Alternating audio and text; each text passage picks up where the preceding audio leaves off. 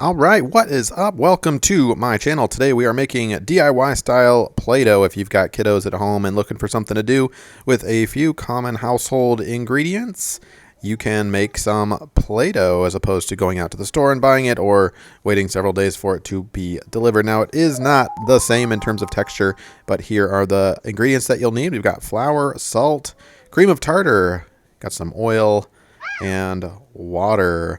I will put a full list of items and the exact measurements in the description below, so be sure to check that out if you need those exact measurements. But we'll start off. It's a great way to get the kids involved as well.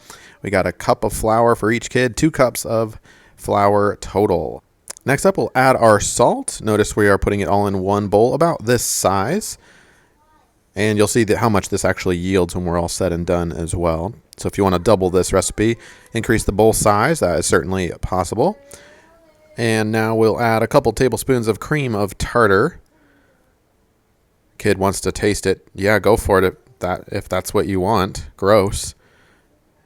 But go ahead and put that in there as well. And then you can start to stir all those dry ingredients like that. And then we'll add the oil here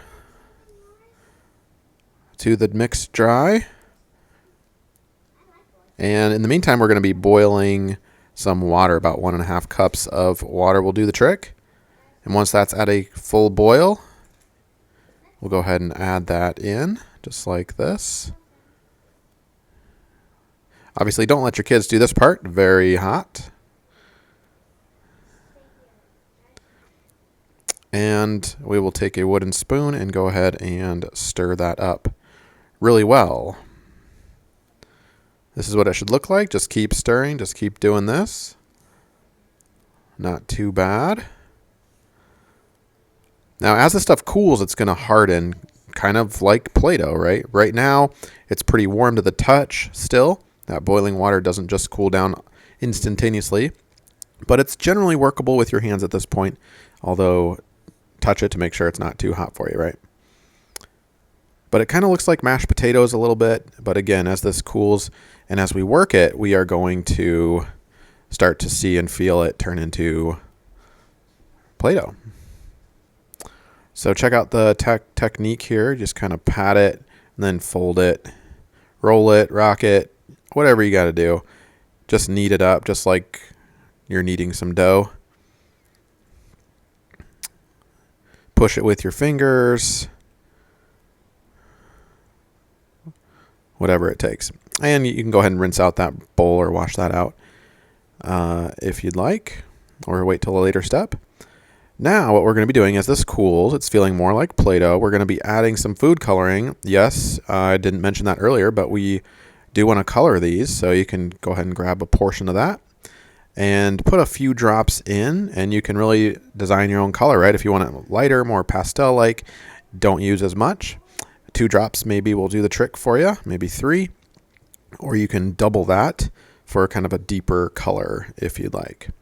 Be careful letting the kids do this. You don't want food coloring everywhere. And also be careful not to stain your countertops. I think it generally wipes up pretty well, but if you don't have a sealed countertop, you don't want that seeping and saturating in. That would be a huge problem for you. So put something down.